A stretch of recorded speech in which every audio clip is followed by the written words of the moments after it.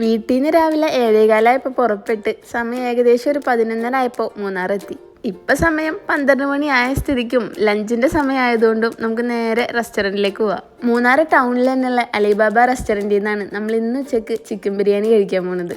ഫുഡൊക്കെ കഴിഞ്ഞ് ഒരു ചായയും കുടിച്ച് ഞങ്ങൾ വീണ്ടും ഗ്യാപ്പ് റോഡിൽ കൂടെയുള്ള യാത്ര തുടങ്ങി. റോഡിൻ്റെ രണ്ട് സൈഡിലും ടീ പ്ലാന്റേഷൻസും മലകളൊക്കെ ആയിട്ട് ഒരു പ്രത്യേക രസമാണ് ഈ ഒരു റോഡിൽ കൂടെയുള്ള യാത്ര.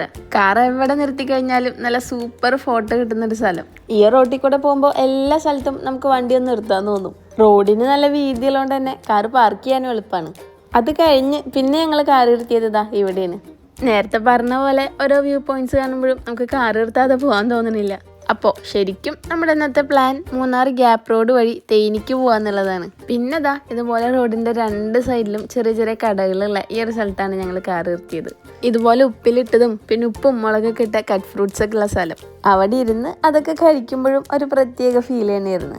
ഇതുപോലത്തെ യാത്രകൾ വരുമ്പോൾ മാത്രം അനുഭവിക്കാൻ പറ്റുന്ന ഒരു വൈബ്. പിന്നെ ഞങ്ങൾ ലഞ്ചൊക്കെ കഴിച്ചുകൊണ്ട് തന്നെ അധിക സാധനങ്ങളൊന്നും ഇവിടുന്ന് കഴിക്കാനും പറ്റിയില്ല. ഇവിടെ ഉണ്ടായിരുന്നത് ഈ ന്യൂഡിൽസും ഓംലെറ്റും ബുൾസയൊക്കെ ആയിരുന്നു. പിന്നെ യാത്രയിലെ രസം എന്ന് പറയുന്നത് ഇങ്ങനെയുള്ള സ്ഥലത്തുനിന്ന് ഫുഡ് കഴിക്കണതാണല്ലോ. പിന്നെ ഇവിടുന്ന് ഞങ്ങൾ തേനിക്ക് പുറപ്പെട്ടപ്പോഴേക്കും സമയം 3 മണിയായിട്ടുണ്ടായിരുന്നു.